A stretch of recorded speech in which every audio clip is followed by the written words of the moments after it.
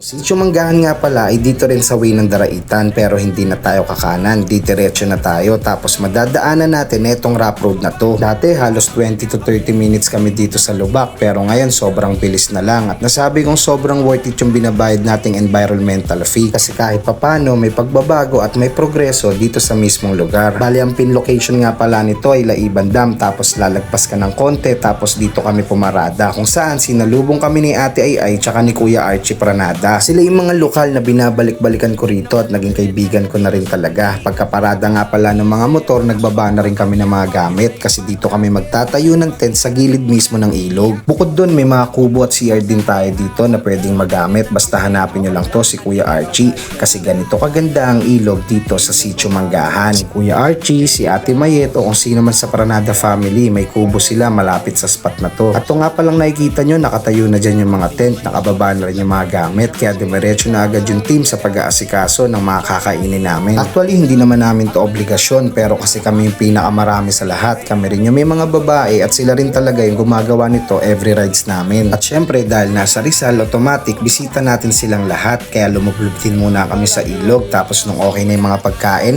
dumiretso na kami sa isang masayang salo-salo. Abangan nyo nga pala yung part 2 nitong video na to Marami pang kaganapan ng nangyari na dapat nyo makita. Maraming salamat sa panonood. Hanggang sa susunod na vlog.